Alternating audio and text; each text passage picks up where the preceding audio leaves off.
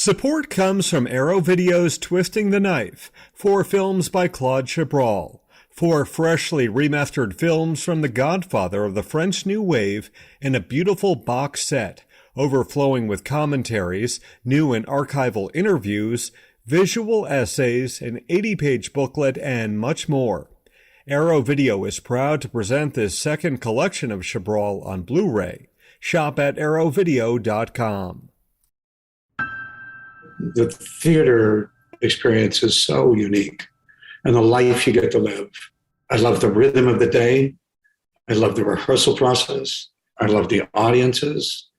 I love that we're all in it together, audience and people. And every once in a while in a film or a TV, you get that same feeling that the crew, we're all in it together. And I like the all in it together feeling of doing things.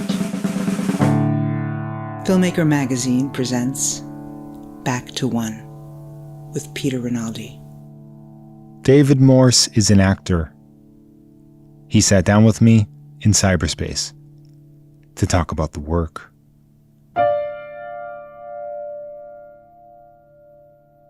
Is there a typical way that you like to begin your preparation process for a new role? Like, is there a typical first step that you take when you get a new character? I would say clearing everything out. Just come to it as cleanly as possible. Because I can feel myself. I instinctively go to places where the character goes. And it's how I began. I went right from high school into a repertory theater. And they cast me to do significant roles in this repertory theater. At 17 years old, I had no training at all. I was purely working instinctively. And that got me so far because I immediately connect with things in a character. It's just something I have. But then it becomes, how do you do it over and over again? How do you do it and go places that you aren't connecting with? You may connect with the character, but emotionally you don't connect with them, or you don't get it. And because you don't get the challenges there in the character and that's why you want to do it. And I never had a technique for that originally. And then I studied with Bill Esper here in New York in 1977 in that neighborhood playhouse, Sandy Meisner Technique, which is the most remarkable experience and technique I can imagine. But I did that.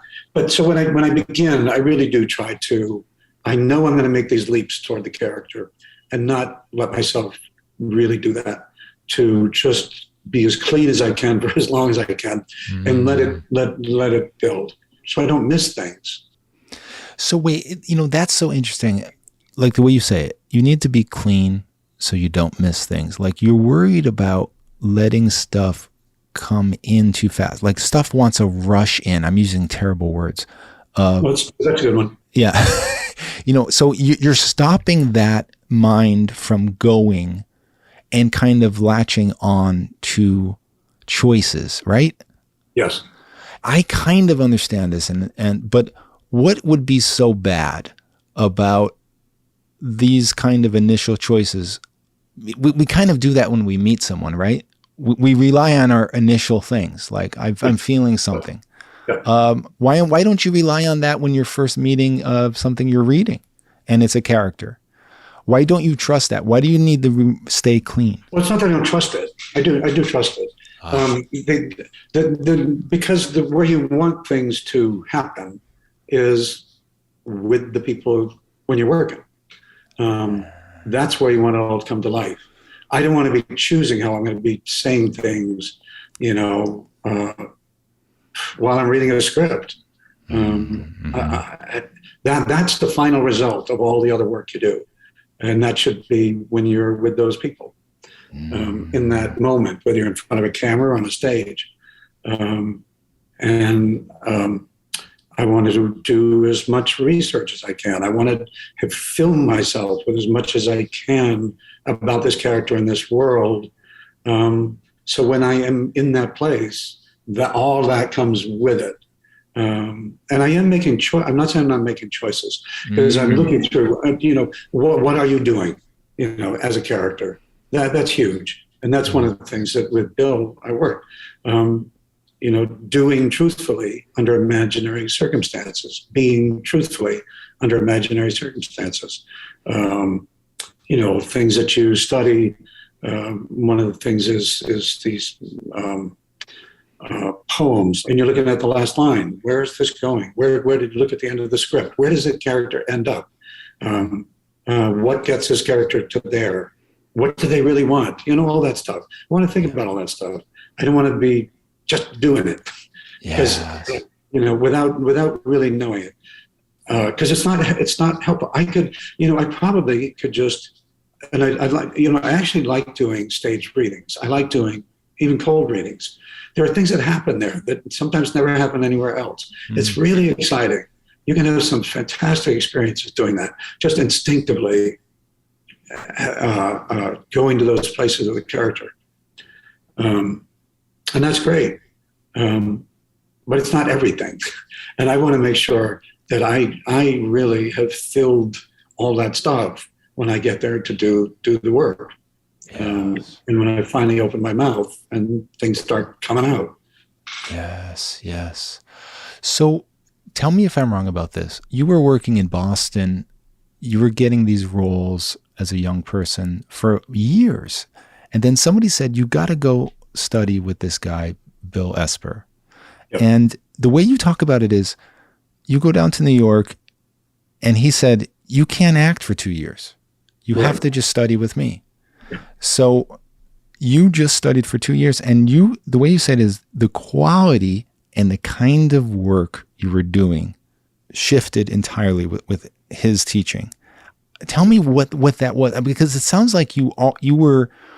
I guess I'm fascinated by this good to great move that some people make. I mean, you were doing good work up there enough that you were, people kept putting you in things, but there was something that had to happen that happened with this man that brought you from good to great. Like, what is that? Great. I'm not sure I will embrace that word, but you're good to better version anyway. Well, listen, do repertory theater. What I was most interested in, I loved the British theater. I loved all those British actors. I read everything I could find about that world, all those actors, Gielgud, Olivier, Ralph Richardson, all of them. I was completely fascinated by them. Going through their books, photographs, looking at the picture of them, all the different characters that played. And that's what I became, became fascinated by. How do I transform myself from one night to another with makeup or voices or, posture, we had studied commedia, dell'arte, up there, and, transform your body and all this stuff. That was really interesting to me. But I got so far away from that person, that young guy with his instincts, his kind of pure instincts. And I kind of put all this, all this stuff all over me. And it was hiding that pure self. And people would even say, when I would start, they would make the observation, when I would start rehearsing, it seemed so true. But by the time we got on stage, I had then found all this other stuff to kind of clad myself with that was distracting and not true or helpful at any rate, and not interesting. And when I went to see Bill, he stripped me of all of that, as he does with everybody. And you start with that repetition, just, the same word back and forth until you start being truthful. And then you build from there. And it couldn't have come at a better time in my life in so many ways. You used the word spiritually, and I will use the same word. It was a very heavy, profound time for me spiritually in my life, and studying with Bill was a big part of it. Another guy that really seems to have had a real formative impact on you was Richard Donner, right? What did he teach you about film acting in particular I'm going to tell this story in a little bit of a different way. I did those 2 years with Bill Esper, and I'd only done one little off-Broadway play during that time. He gave me permission to do it, and I didn't have an agent. I thought the whole process was humiliating, trying to get an agent, and I wound up trying to do as many sort of plays as I could, off-Broadway plays, just go for auditions, and I got one of the leads in one of these plays, A.G.'s Story, A Place at the Table. And it was Bob Modica, who was a teacher, and he was in the Carnegie building, and he had a lot of disciples, a lot of students in there, and they were doing a production of this thing, their own adaptation of a Reader's Theater version of it. They had adapted the script. And I went in there. I was kind of one of the last people in line to go in and audition. And this whole group, they'd already casted on themselves, except for the father, the lead in it. And I went and I sat in this group and I read with them. And they said, go wait outside. I went out, wait outside. And finally, one of them came out and he said to me, come on, man, come in here. We want you to come in. And I went in. They said, we really want you to do this play. And that he turned out to be one of my best friends now. So one of my best friends. And we did this play together. But the night before we were supposed to open, we did it over here in 54th Street. The director said, I didn't tell you this, but I didn't have the rights to the play. And they're not going to let us do it. The lawyer is going to come and shut it down. And I'm so embarrassed to tell you this. And we talked about it. We were not very happy. And what we decided to do was to let the word go out. The lawyer was going to be there at the time curtain was supposed to happen. He was going to wait there for an hour to make sure we didn't do the play, and he was going to leave. And he did that. And an hour later, we did the play at 10 o'clock at night. And we did a sold-out run. He would come every night thinking there's no play. Wow. And he would be there promptly at curtain time, and then he would leave. And then our audience would show up at 10 o'clock, and we would do it from 10 to midnight. But anyway, so I got an agent out of that, and she started sending me for everything. Now, Dick Donner was directing Inside Moves, and he did that fantastic Superman and The Omen, and did a lot of television. But I would say that he learned a lot, because I did 2 movies with him and something for HBO. He learned a lot about acting over the course of his career. And it was very different doing Inside Moves. It was very emotional, the stuff I had to do. And basically his direction was always, give me more, give me more, give me more. And I just come from Bill, and emotionally, I was so attached to emotion, truthful emotion. I was just trying to give him more and more and more every time I, did a scene. On film, that's not helpful. Yeah. A little goes a long way. And I adored Dick, and I give him so much credit for my career, that me having no experience in film and television, that he would cast me for the lead of this movie. It was again, I screen tested. I'd read, I went over and woke him up, and I read with him in his hotel room, he and the producer, Bob Good, and his wife, and I read at where they got their breakfast. I'm reading over their table, and they said, get in the cab with me. And I went over and screen tested over at CBS, and there was a whirlwind. When John Shea was there, and Ellen Barkin, his screen tested with Ellen Barkin. It was, wow. But there was something pure about what I did there. And by the time I got the role and we got to shooting, then all the pressure was on. And it was like, okay, here we are. The big scenes are coming, the big this, the big that. And I felt so much pressure. I just wanted to give everything I could. They took this big chance on casting me, and I just wanted to give them everything. And then when I watched the film, and John Savage was so simple, and one tear went a long way. And, and my many tears were like, ooh, give me a break. I don't think we need all that. But I learned a lot about being on film, but I wish I had not learned it that way. Oh, interesting. Yes. Yeah. It's almost like, baptism by fire, like having to watch it and learn. Yeah. Right? Completely. I watched the movie, and then I got it. I looked, I said, oh my God, what was I thinking? It was very, honest and heartfelt, and, just wanted, like I said, it was pure, but I didn't understand the power of film. And once you get on there, you understand it. But you touched a young teenager in California named Sean Penn enough to write you a letter about that movie. I know, right? That's the story. Yeah, it is the story. Yeah, he wrote me a letter, and I don't remember ever getting it. Oh. And I didn't find out until I was doing St. Elsewhere, and his father, Leo, who was tremendous, he was directing an episode, and he said, "Go over and sit next to me." And I sat next to a chair next to him. He said, "Listen, my son Sean, who was then one of the biggest movie stars in the world, he really loves you. But he wrote you a letter once, and you never answered him." I thought, Sean Penn wrote me a letter? I had no idea. And then Sean, wound up asking me to do Indian Runner. And you know what? I just saw that movie last year because I was asked to moderate a Q&A with Sean and his daughter. I love that film, Flag Day. I love that movie so much. I had a wonderful Q&A with him, so I got to know him a little bit. And then somebody asked me to be on a podcast where we were talking about the Indian Runner, and I was like, I don't remember seeing the Indian Runner ever. How could I have not seen that? So I'm so happy I watched that recently. And sometimes you need an excuse to go back and see some of these great movies that you skipped. This is an actor-centric movie. What was he like as a director at that point? So this is like the early 90s. Were you getting an idea of what you really wanted from a director, and how did this actor who just started directing fit into that? The idea of wanting something from a director, because every director is so different. It's almost useless to say, what do you want from a director?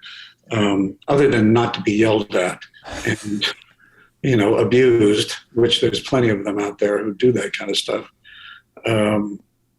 You're there to help a director make their film. That's what your job is. Whatever their vision is, you're there. You're not there to serve yourself.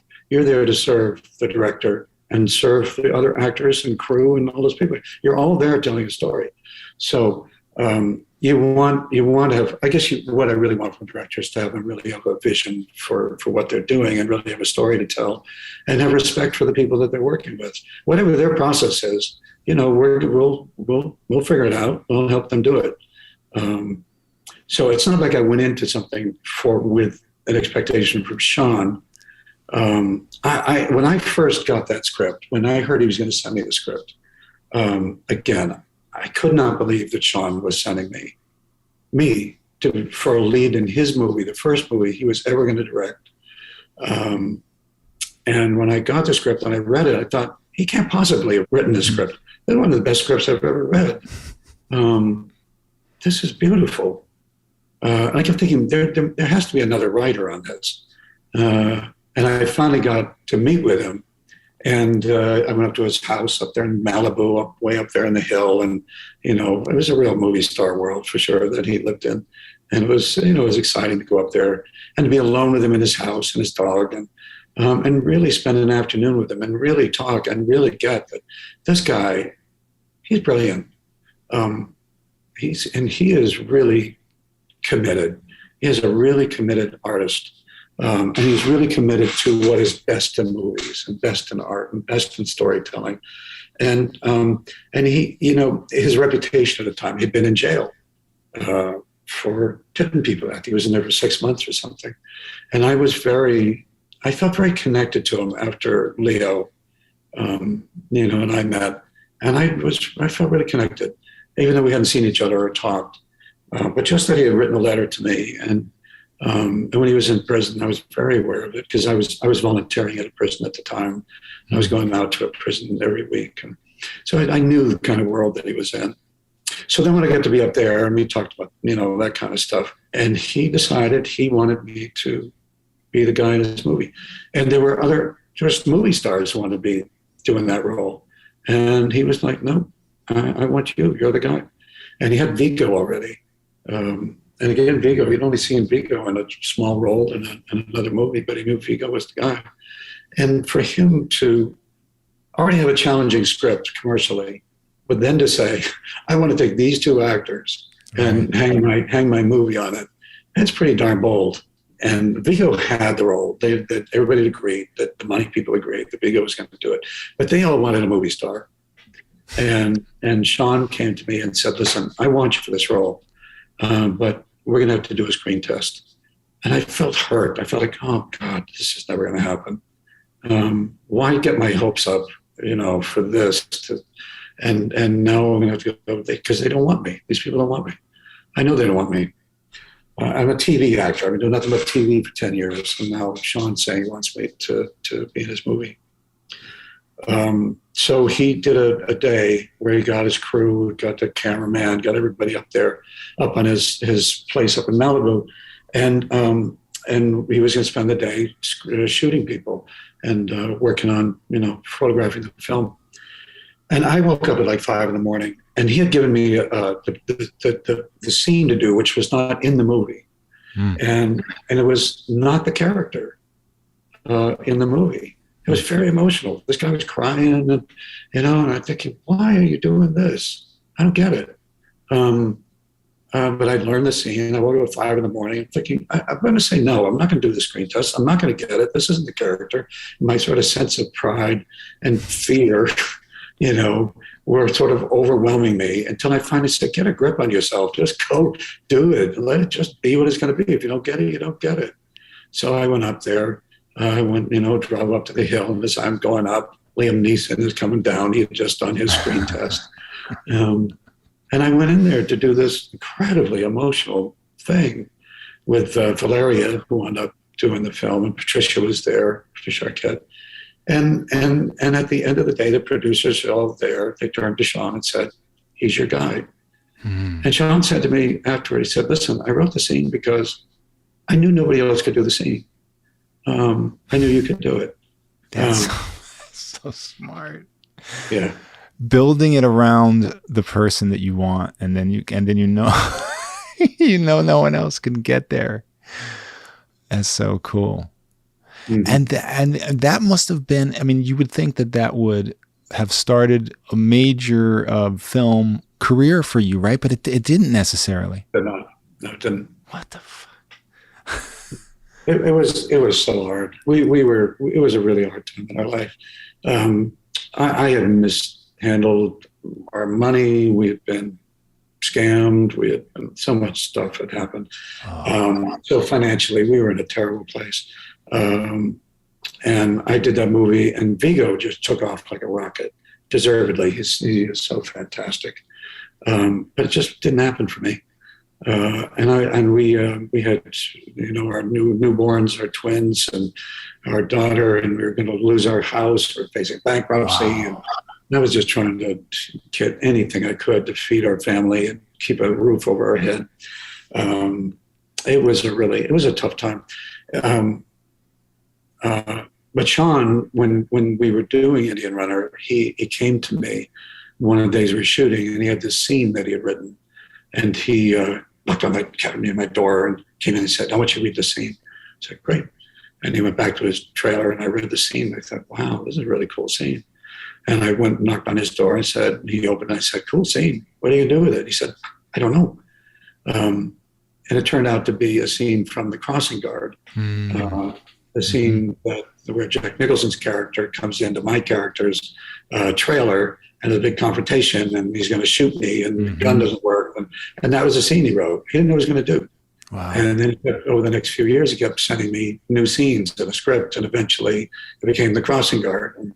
But I had to get myself financially through that time. I kept people telling me, going to a reading or something, and having Warren Beatty say, oh my God, if I had known you as an actor when I did Reds, I would have cast you in the role instead of me. So, I'm hearing stuff like that from these people, but no one's hiring me. And I'm doing all this little TV stuff just to feed our children. So it was a tough time. And I finally said, forget it. Movies aren't going to happen. So I just auditioned, did every pilot, auditioned for every pilot. for one pilot season. And I got offered everything that I auditioned for. Well, one of them was a comedy called Big Wave Daves. I'd never done one. It was a sitcom. And I said, okay, well, I'm going to do this because I've never done something like this before. And we did the 8 episodes of that. But in the meantime, Sean got Jack Nicholson to do the movie. Harvey Keitel was going to do it originally, do the Crossing Guard. He dropped out. You know, his world was exploding. But Jack said he would do it. We had to wait. And we did. I didn't think I was going to be able to do Crossing Guard because now I was doing this series. And but it worked out. And after Crossing Guard, things started changing.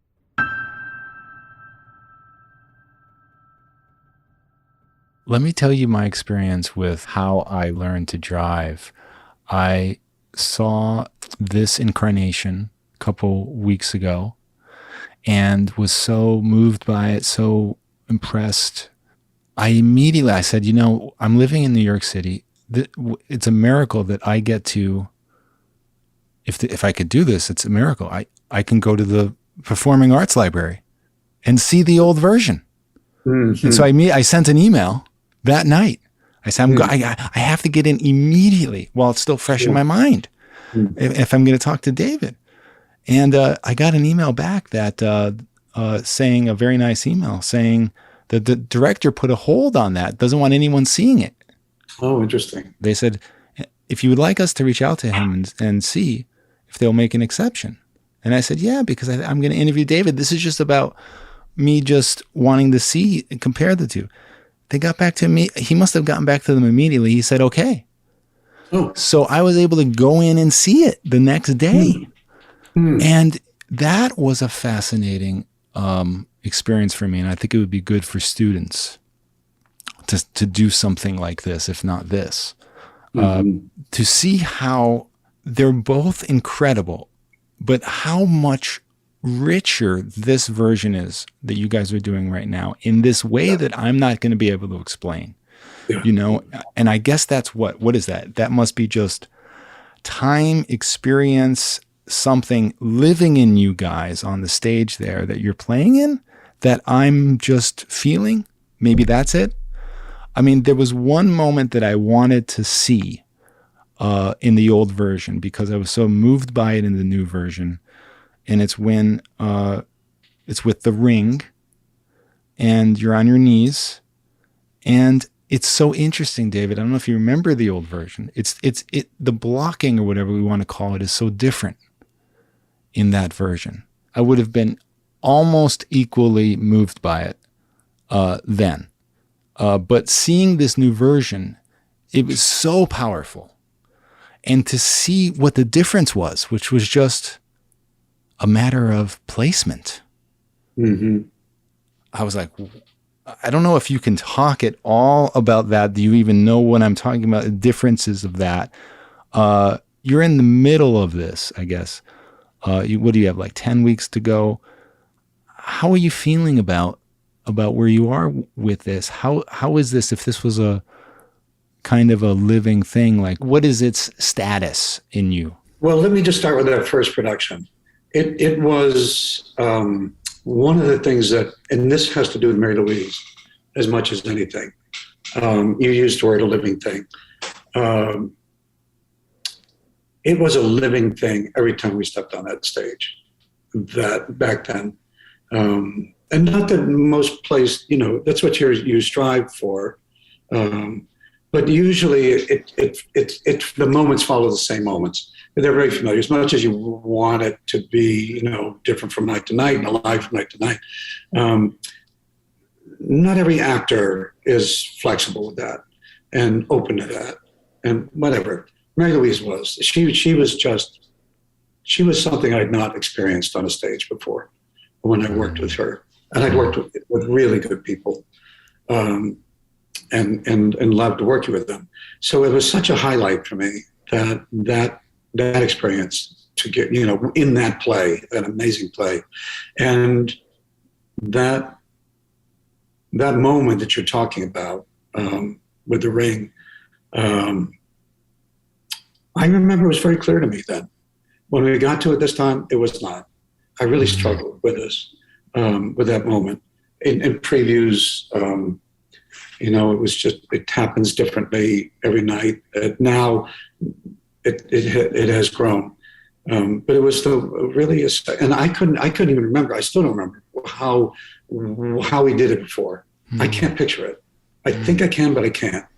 I can hear my voice a little bit, but that does nothing for me. In fact, it's not helpful. Yeah. But because we're just sort of living this out every night, and every time we do this, there's room for this to be discovered every time we go out there. I don't know what's going to happen. And it has now found its way into something that feels right and powerful and true. And that's what you hope for. For you to put so much humanity in this and so much nuance it's hard for anybody in the place, in that theater, to like have a total, this is a bad man type of thing and put an X on you. Like no one can do that there. Mm-hmm. I mean, like that, I feel like that's the writing, of course, but it's you, you're taking that writing and you love this guy. Like you have to understand this guy and his love. And it doesn't matter what we want to say about the thousands of things that are wrong here, that they're all true, but there's still this humanity that people are met with every night there. It's such a combination of things. Obviously, Paula, what she wrote, and her love for this man, and his love for a little bit. I mean, the character, he truly loves her. He says he fell in love with her the first day, day she was born. He held her in a hand. He fell in love with her, and he loved her until he died. And it's a blessing and it's a tragedy. And I just give myself over to it and see where it goes. Are you the kind of actor that, at this point, if money wasn't an issue, would you stay on the stage until you died? Well, I love being on the stage. I mean, I love, period. Just love it. It's what I started doing. I don't know when it will end, but I'm loving it right now. But I love working. I love it all. I love the creative process. And the more I'm involved with that, the happier I am. Just to be a hired gun and go in and do things on a series, I'm glad for the work. I'm glad to meet people.